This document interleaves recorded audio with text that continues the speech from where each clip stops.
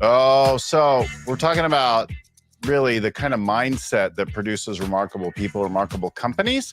That's, we've got a great guest with a great story. If you're watching on camera, you already know who it is, maybe. But this is a great topic, great conversation. How do you shift your mindset? How do you adopt that kind of thing? What is common to really remarkable people? We're getting into all that and more in just a minute. My name is Bill Gallagher, host of the Scaling Up Business Podcast. Our show comes to you every week. And we've done more than 500 shows now on all the things to do with growing and scaling your company. What are the stages that are common to all companies as they scale? How do you move from one to another? We've got monthly workshops. We've got coaching programs. We've got all kinds of things, plus these 500 plus episodes and more at scalingcoach.com. That's where you'll find all that. So go there. Check it out. Scalingcoach.com. All right, listen, my guest today, we first met actually about 30 years ago through a mutual friend, Jay Levinson, who had a book series called Guerrilla Marketing, and we were doing some kind of project with Houghton Mifflin at the time. And then he had garage.com, and he did all kinds of interesting things along the way. And then about 10 years ago, as I went to be a full-time coach, we shared the stage. He was the opening keynote for a conference in San Francisco, and then I was like the third day speaker about it. But that talk and his talk was the best of the series. But mine actually launched my whole career, and I got huge bookings after that talk. So I've had a lot of good luck being around Guy Kawasaki, and we haven't talked in a long time. But Guy, welcome to the show today. Thank you very much. You're my good luck charm. And it turns out we spent some time growing up at the same place. I spent 9 years on Oahu, and we went to different schools, but we both came from the same place. And we both share a love of surfing today. We'll both be out on the water later today in different parts of Northern California. So that's fantastic to have you on and connect again here. Yeah. Oh, so happy to be here. Even though I seldom accept invitations from Punahou graduates. Don't hold it against me. Barack Obama wanted me. I said, Barack, I don't think so. Not yet. So some other things for people that don't know, that have been living under a rock. Guy was chief evangelist for Apple. He worked with a guy that you may have heard of named Steve Jobs. He worked on a computer called the Macintosh way back once upon a time. He's now evangelist for a company called Canva that also maybe you heard of. So he's done some remarkable things over time, advised and been involved in many companies, written so many books on it. He's been the host of a show, Remarkable People Show now, and interviewed scads, I should know the number, but a bajillion remarkable people in doing that, and learned some things along the way. And so he's got this book out, Think Remarkable, 9 Paths to Transform Your Life and Make a Difference. So welcome to the show, Guy. Oh, thank you very much. Yes. Glad to be here. After all these different books and things like that, why write this one? Why is this so important to do? Why did you create the show the way that you did? That. I got a big advance. Contractual obligation. No, listen, so I've had this Remarkable People podcast for 5 years. So now I have, 250 episodes, 5,000 pages of transcripts. And that's just too much for anybody, who really wanted to catch up. And I have had truly remarkable guests, far beyond me, like Jane Goodall, Neil deGrasse Tyson, Steve Wozniak, Angela Duckworth, Margaret Atwood, Stacey Abrams, Ronnie Lott, Christy Yamaguchi, Andrew Zimmern. I could go on and on. And they gave me a lot of information and inspiration. So I wanted to capture that and get it out to the rest of the world. Yeah, it's really great. And taking these ideas, which are universal, and come through people and then share them in multiple forms and get them from something that's sort of ephemeral and fleeting, like a podcast, and go to a book, which feels more enduring and is a great thing. Talk to us about what is this idea of the growth mindset and how does that relate to the show? Well, yeah. So first, let me give credit where credit is due. The mother of the growth mindset is Carol Dweck. She's a professor of psychology at Stanford, and she came up with this dichotomy that, you can have two different kinds of mindsets. One is a growth mindset where you believe you can learn new skills and try new things and succeed. And I took up ice hockey at 44. I took up surfing at 60. The fixed mindset would say, I cannot learn this. It's too hard. Or also there's the fixed mindset where I am so good, I cannot improve, right? That's also a kind of fixed mindset. And I noticed after interviewing hundreds of people, that remarkable people who have made a difference, they all have a growth mindset. You don't get to be remarkable if you don't have a growth mindset. Yeah. So why don't we talk about that more in detail? I was probably about 5 or 6 years old near Hawaii Kai, and my dad put me on a surfboard, a nice longboard, and shoved me into the thing and said, "Have at it." Well, I wish my father had done that. I started surfing 55 years later than you did. Yeah. So how did that go? What was that like? And how has that impacted your life? I started with paddle surfing, and then I got humiliated into going into prone surfing. And my daughter took it up in a big way. And I have had a family practice of I embrace the hobbies and sports of my kids rather than vice versa. So when my two sons took up hockey, I took up hockey. When my daughter took up surfing, I took up surfing, and I loved it. And now I gave up hockey to focus only on surfing. In fact, we moved to the coast so that we could be closer to the water. And I'll tell you something, if I had surfed when I was living in Hawaii, when I was a young kid, I would not be where I am today, because I would be a surf bum. I'd be working at Waikiki Beach, and I'd be renting surfboards to tourists. That's what I would be doing right now. It's a good life, and there's something beautiful about it. I think a lot of times we switch through things. I surfed longboards and shortboards and stuff as a kid, and I started doing this thing called wing surfing here, which has a steep learning curve because it was closer and easier. What do I have close to where I live in the East Bay is we have the Central Bay, and it has wind. And I saw a buddy of mine actually from my business group. He's the CEO of a paddle company, and he started getting into windsurfing. This was 2020, and I'm like, I need a sport because everybody's at home, and I got to get out on the water. So I started the windsurfing then, and you got surfing, then you got a wing, and then you're riding a foil, and that's a lot of pieces to try to coordinate. Surfing is hard enough. I cannot handle wind and foil. That's not. One of my sons took up foiling and windsurfing, and he also took up what do you call that thing where you put on a wing and wingsuiting, right? You're like a squirrel, right? Oh, we did that. I'd love to do that. Yeah, that's where I draw the line in taking up what my kids take up, because when I die and my funeral, I want to look good. I don't want to be all crushed. I want to still be handsome for the open casket. Yeah, I sort of feel like I'd rather be injuried than atrophied. Yeah, wow. I got to tell you, like I'm 70 years old, and if I asked my high school classmates, right, I bet if they play golf once or twice a year, they think, oh, they're active. Otherwise they're just, I don't know what they're doing. They're watching Fox all day and they're cheering on Donald Trump. I surf literally every day. Literally every day. Oh, wow. Good for you. Yeah. I try to go like 3 times a week. And I noticed today that the prone surfing is really hard on my neck and back. Like the hardest paddling takes some muscle, but the craning the neck up is the hardest part for me at this age. And I'm 10 years younger than you, right? I'm 60. So, well,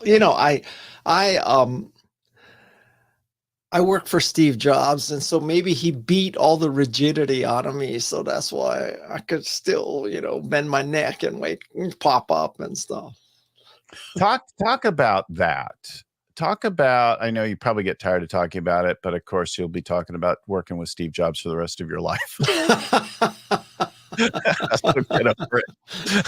Well, the only other choice is I die before him, right? Yeah, and that didn't happen. No. Sad. So what was that like? What did you learn? Those stories. Listen, working for Steve Jobs was an honor and a privilege. It was also very scary. Don't get me wrong, but I think, to use a sports analogy, it's kind of like if you played for Bobby Knight, and you played for Bobby Knight, and people get this impression of all he ever does is throw chairs at the referees and stuff like that. But if you played for Bobby Knight, you probably loved Bobby Knight. And Bobby Knight probably made you a better player than you could have been without Bobby Knight. And I think that's the same thing that's true of Steve Jobs. Don't get me wrong. He was intimidating and scary, but I would not give up that experience for anything. I am where I am because of Steve Jobs. That's a really valuable thing. So do you have any favorite stories of that where he like crushed you on something? Or? Well, I could tell you where I came close to being crushed, but I emerged victorious. How's that?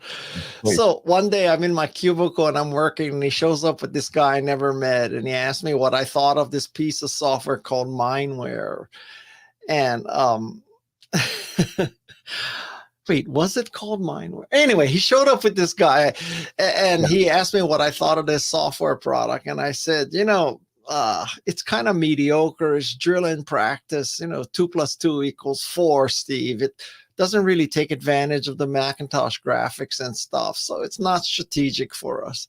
And then he turns to me and turns to the guy, and he says, Guy, I want you to meet the CEO of the company. So now, if I had said, oh, it's a great piece of software, Steve probably also thought it was a piece of shit. And if I had said it was great and Steve thought it was a piece of shit, I might have gotten fired right there in real time. So I passed the Steve Jobs test, and I lived to fight another day, invest another day. Yeah. I worked for a guy once who was really remarkable. He was an extraordinary storyteller, inspirational speaker. He was also a very complicated individual, like personally in many ways that I won't share. But so I'm working with this guy, and he had notorious stories and really weird things. But and then like once a year, we'd have to do our annual strategy and plan for each of the market leaders. And I came in and I had my whole thing, and I'm talking, and I'm first up in the day, and I actually have the biggest market segment, and I'm giving my show, and I've spent time preparing it. And then he's like in rare form. I don't know if he slept badly or his girlfriend turned down or something, but he just starts lighting into me. He starts swearing at me and humiliating me. You're a fucking problem, Gallagher. And the show will get edited now, but like, I'll tell you what your fucking problem is. You don't know how to sell anymore. And like, I'm like, oh, and so shocking. And I just like inside, I wanted to cry. I'm like, this is the worst possible thing. I couldn't even imagine. Now I'm in my mid-20s, so I'm not that old. But I am like, I have to get through this. And he cannot see me cry. Like all I feel like is crying. I am not crying. And I'm famous for crying, right? Like on stage to inspire people or whatever. But I'm like, no, not today. You motherfucker, you're not like this is how I felt, like, right? And so then I finished the thing, we get through it, and then it went really, really long, and then we take lunch, and now my peers are with me, and they're like, dude, that was odd. We felt bad for you. I'm like, yeah, but you didn't say anything. You didn't interrupt. You didn't run interference for me. You just let me weather that storm, that blast of whatever. Then we come back from lunch. He's like mellowed, maybe had a drink at lunch or something. I don't know. But like, and theirs were fine, and they like sailed through. And now looking back, that probably was a valuable experience, right? I learned that I can that getting through, surviving things was, and if I hadn't gotten through, right, I wouldn't have gone on to do one of the most important things, which was grow a business over $550 million before 30. Like, that's a really important experience in my life and changed how I view executives and myself. And there are many lessons in that, but I had to get through that, right? And he did really want it to win. He did. Well, when Steve Jobs spoke at the Stanford graduation, he made a statement that you can only connect the dots looking backwards, right? So at the time of that experience, you probably weren't thinking, oh, this is going to be great. It's going to lead me to create a $550 million business under 30. Thank you for doing this to me. But now you can look back and say, yeah, that really helped me. Yes. Right. Like from now, I have another friend who had a company that worked with Apple in those days, a company called Spec, Tony Lilios, and he's a dear friend and he coached me, and he worked with Steve on some things in I think iPhone, not the Mac days, but the later iPhone times. And he's like, yeah, I watched Steve like just rip into people and things all the time, but you never for 1 second thought that it was like personal. It was about doing your best work. He was pushing for greatness, pushing for something beautiful, elegant, amazing, right? Yeah, I mean that's why you feared him. On the other hand, you learn from him, and I think I talk about this in my book that there are fundamentally two kinds of assholes. So one asshole is ego driven. It's all about me, myself, and my glorification, right? And the other kind of asshole is a mission-driven asshole. And a mission-driven asshole says, we're going to make the best freaking personal computer. And if you get in my way, I'm going to run you over. And that's the kind of asshole that Steve Jobs was. So I think that, I'm not advocating you have to be an asshole. And Melanie Perkins, the Canva CEO, proves you don't have to be an asshole. But a mission-driven asshole is a very motivating factor. I think about this. You've interviewed a lot of remarkable people, and this comes up frequently in the background as I'm coaching CEOs. They're like, yeah, but this person, they'll cherry pick someone, like, oh, but this person had this issue. I'm like, look, Henry Ford was a Nazi. Steve Jobs was maybe not the best dad ever. Like, Elon Musk is a complicated man-child. I think that's being too kind, but okay. Maybe too kind, right? Like at one after another, like they're all human beings and they all have like a flaw. You could be great. And sometimes the most extraordinary people are maybe not, they have some issues in some other areas, right? Yeah. Well, I got to tell you, I think the most remarkable person alive today is Jane Goodall, and I know her pretty well, and I have yet to find a flaw in Jane Goodall. Jane Goodall. Okay, so let's all try to be. Actually, my wife's trying to organize a trip with some CEOs to Uganda right now, and we're going to go see some gorillas and things like that. So that would be. Tell those gorillas I said hi. Actually, I think Jane Goodall is chimps, not gorillas, but that's okay. You mean gorillas, the animal, not gorillas, the terrorist, right? Right. Just making sure. The two spellings are very different. It would be a real bummer if you get there and the person picks you up and takes you to this like terrorist camp, and you said, well, you said you wanted to see gorillas. I'm showing you gorillas. Here's an AK-47. Here's a 30 clip. 30 bullet clip. This is how it works. Well, when you think about this, the complicated people with issues, I feel like there's like some people want to just discount, like, well, we can't learn from them because they did this bad thing. I'm like, yeah, they did, but they also did something great. Can we learn from the great part and try to be a better leader? I think that's absolutely true, but I would also make the case that when you come right down to it, almost everybody is complicated. I don't think you can divide the world into complicated and simple people. Everybody's got their complications. You just got to dig deep enough. Yeah. I feel like when I look in the mirror, I feel pretty good about myself, my life, my work. I'm committed to making a difference for people.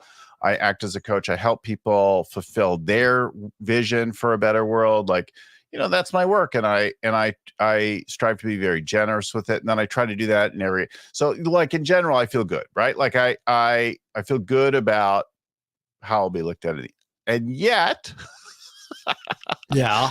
last week. I had a moment where I got hangry, where I lost my cool, where I went to 11 on the scale, and I just was completely like nuts and out of the window. And I'm like, somebody stopped me. I was out of control, like anger, like I turned into the Hulk for a few minutes, and it had like a real impact on my daughter and my wife. And you know what? 20 years from now, your daughter's going to say, "Oh, that time my dad just he went off the freaking scale, but it taught me a valuable lesson and it enabled me to create a $550 billion business." Yeah, exactly. Or she's going to say, "My father was an asshole. May he rest in peace." I'm a good riddance. Yeah. Yeah, I think there's something that like the great people, they're complicated. It's not a simple thing. And yet you can also get reduced down to something like they're just a bully or whatever, right? Yeah, well, yeah, people are complicated. And I'm not complicated. I'm simple, but yeah, You're simple. I'm a simple guy. Yeah. What are there any particular one? You've had so many remarkable people on. When you think about the mindset, what is the access to shifting your mindset? How do we adopt that? How do we have that be a positive thing? And then how do we have it affect the people around us, our companies, our culture, our teams? Well, I think about 70 or 80% of a growth mindset is realizing that there is a growth mindset and there is a fixed mindset. You may not even be aware that you have a fixed mindset. But I think when somebody explains the difference and, says to you, "Well, have you tried a new sport? Have you tried reading books outside of your, usual genre? Have you gone to a conference that is not, right down the middle of your industry? Are you watching different TV? Are you, whatever, right?" At some point you say, maybe I am in a rut. And that's about, I think, 70 or 80% of it. And then you have to embrace yourself for vulnerability, because when you learn a new sport or you learn a new subject or creating a new industry, you're going to get wounded. I mean, you try surfing at 60, you're going to get hurt. That's just the way it is. And you have to embrace that thought. And I think that's step number 2. And then you need to surround yourself with people who are supportive, because you can have a growth mindset and be in a fixed mindset environment. And if you work for a company where they don't have training programs, that they don't foster cross-fertilization of functionality, and they only want to hire white men from Ivy League colleges, and there's no diversity. I mean, if you have a growth mindset, you're going to not do well in that company. You need to get the hell out of there. Yeah, it's conformist. It's consistency. Yeah, interesting. Okay, so if I'm the leader of that, what is it that I need to do to bring that to my company? Well, I think as a leader, the first step is you have to understand that you should hire people who are better than you in their function. And if you're a leader who wants to hire people who are not as good as you in that function because you want to look around the room and feel superior to everybody, you're a freaking loser by definition. So, and I think that is the bulk of it. And as a leader, you should look around the room and say, "Wow, she's better than me in sales. He's better than me in operations. She's better than me in finance." And everybody should be better than you. Yes. It's interesting, because then who does that make you? That makes you like the servant of the team, the servant of the mission of the company. I'm there in service of them to help them to win.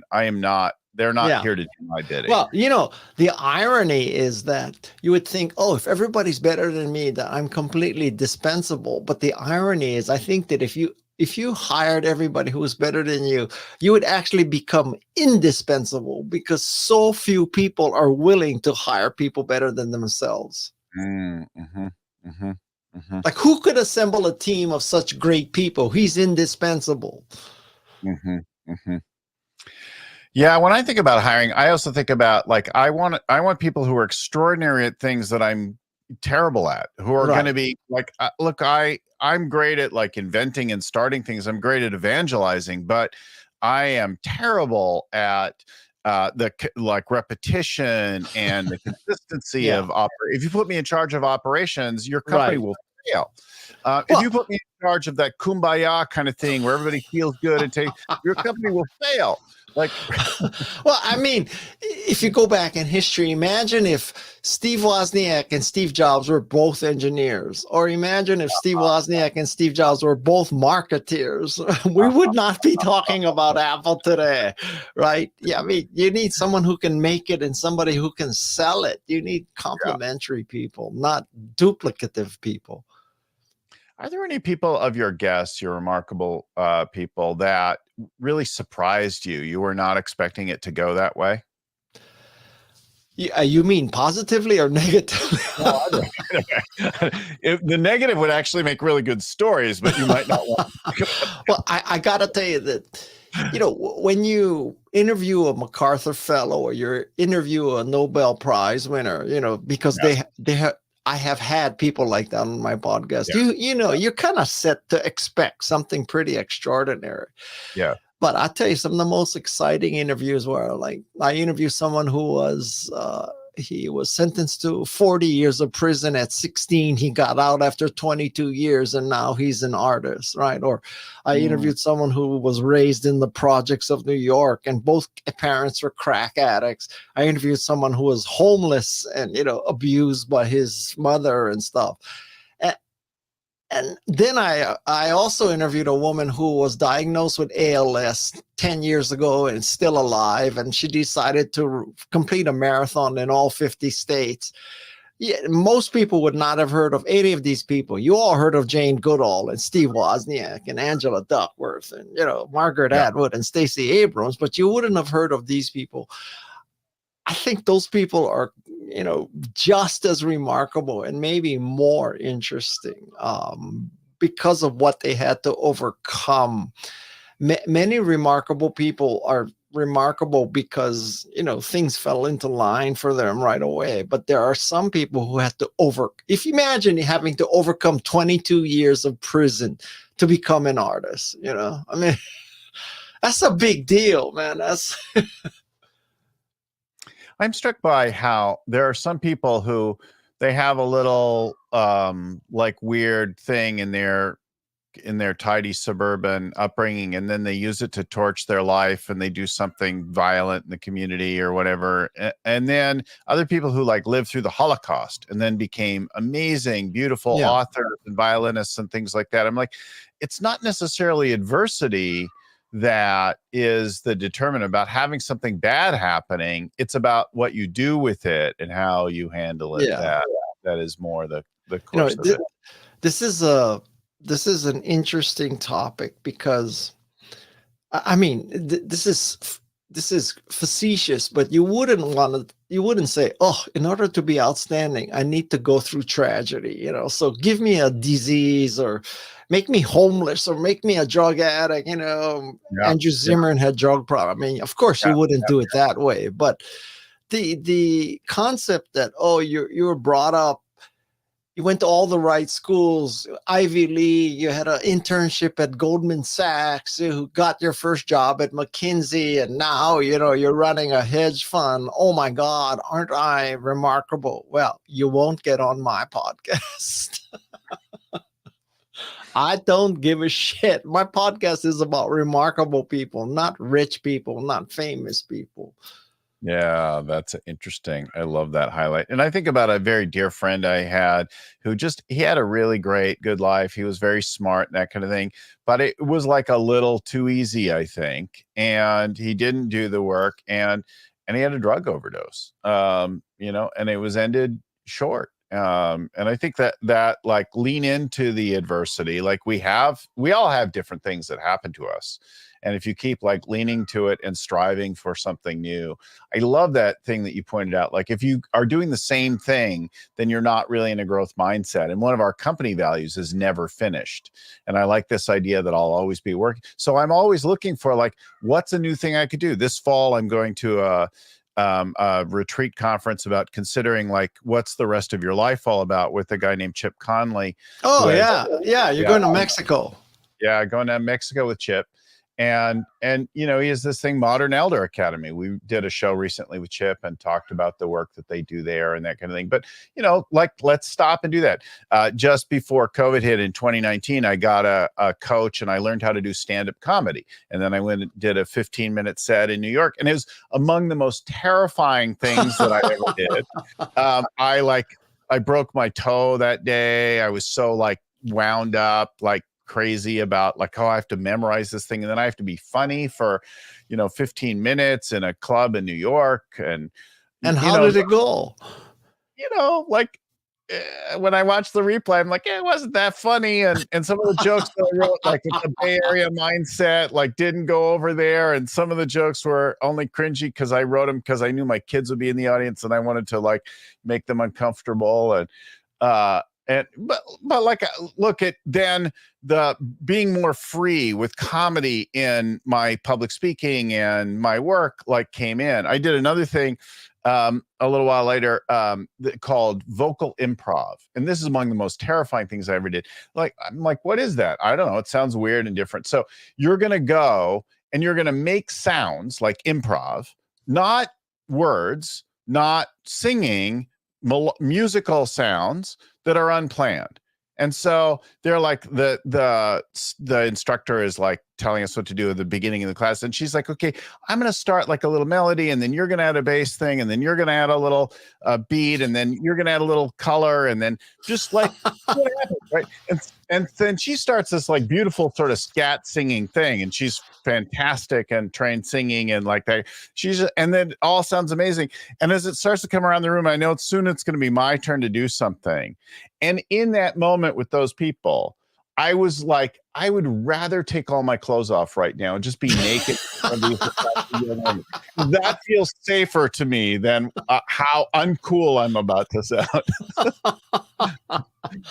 I'm sure they preferred that you tried the vocal. I'm sure they preferred it, but I felt like the vocal thing was going to be more vulnerable and more awkward than just being a naked 60-year-old. So I did it, right? And it wasn't comfortable. It wasn't good. It wasn't pretty. But then over the next, few weeks and then with time, I was freer with my speaking. I used a greater range of tone and things like that. I got like there was a breakthrough of some kind in that. I didn't keep doing that work, but like doing an uncomfortable, sometimes you do a lot more of it, right? You're like hooked on it. You're like, I got to do more of this. I did the wing foil thing. I'm like, I was terrible, but I kept at it, right? I think like all that, like I did the comedy thing. I didn't keep doing it, but then I brought some of it into, my other work, right? Well, one of the lessons I learned, and I think it was from Andrew Zimmern, that I swear 90% of success is you just got to keep showing up. Because most people do not keep showing up. They can talk a good game, but you just gotta keep showing up, right? So for about 10 years, I've been trying to surf every day. You just gotta keep showing up.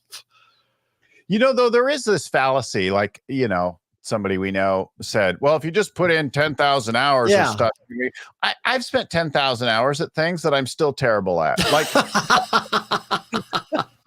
it doesn't necessarily make you masterful at it to spend 10,000. Well, I mean, listen, I think what you learn is, in a sense, the journey is the reward, right? It's like at no point, I hope you didn't think you were going to be a professional windsurfer. I don't think I'm going to be a professional surfer. I still might put 10,000 hours into it. And you might really enjoy it, right? I spent 10 years, we did 45 triathlons and marathons for a while. And I really enjoyed it. It was great. It was like a huge thing. I would spend 13 to 15 hours a week of training in doing it. It was very all consuming for a while in my life. And I never had any danger of being in the podium. I never had any danger of being a top 10 finisher. There's never any chance of that. But I like really enjoyed it. And I lost weight. I got in shape. My self-image is good. My self-esteem's improved. It came to all parts of my life. So you are a winner. You're on the podium. Yeah. Right. Like in the greater sense of life. Well, yeah. One last thing, before we, as we head towards what is this getting stoked on oaks? Talk about that. This is a long story. Okay. So where I live, the hill behind my house was covered with eucalyptus trees. And if you're not familiar with the eucalyptus tree, it is a bad tree to have because it has very shallow roots and it grows very tall. So it can fall over and crush your house. It is also a producer of a lot of shedding that is fire material. And the tree itself, the leaves full of oil, it burns really well. You do not want to live close to eucalyptus trees in California during the fire season. So I took the initiative and I had like 150 eucalyptus trees removed from my property. Yeah. And then now my property is kind of looking like, like a desert. So I decided I got to put back native species, and the thing to put back is oaks. So then I learned, like, what's it take to put in an oak tree? And, yes, you can go get a sapling and put it in. But I read that if you start from an acorn, eventually the acorn-led tree will overtake the sapling. Just, I don't know why. I mean, I read it on the internet. It must be true. So anyway, so I said, okay, I'm going to go the acorn route. So then, finding acorns, not that easy when you really want to. When you don't want them, they're everywhere. But then not every oak tree puts out acorns. So I found some great acorn producing oak trees on University Avenue in Los Gatos, California. If you want to follow in my footsteps, it's right outside the Warby Parker store, just FYI.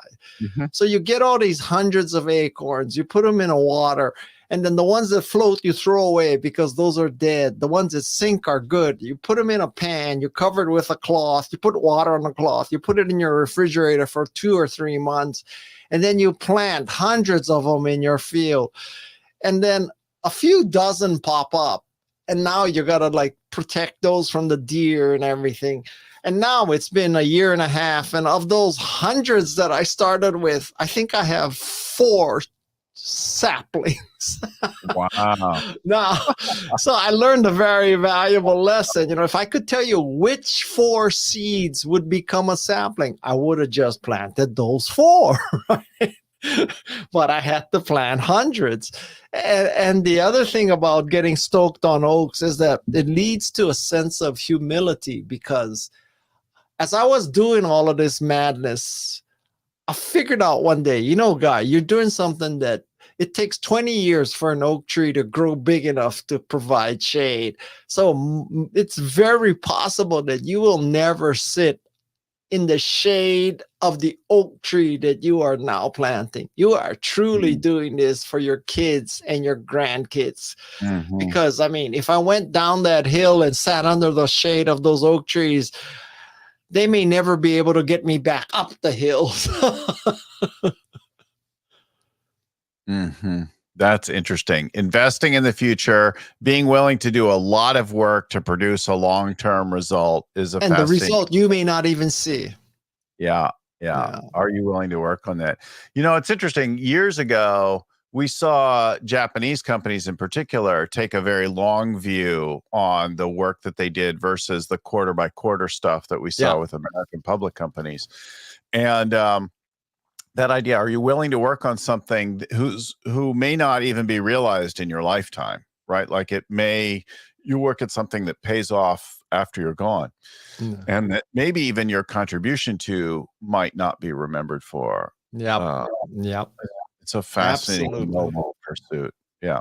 Well, if you're like me, you're probably hungry for more stories, more lessons, that kind of thing. The book is Think Remarkable, 9 Paths to Transform Your Life and Make a Difference.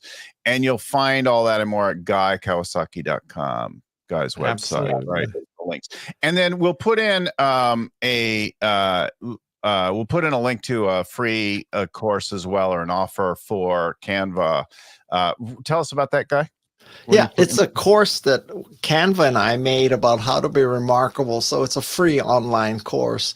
And the last thing, which I launched this week, is I launched the Substack newsletter. And that Substack newsletter is called Remarkable People. And its goal is to help you be remarkable also. So I got you coming and going.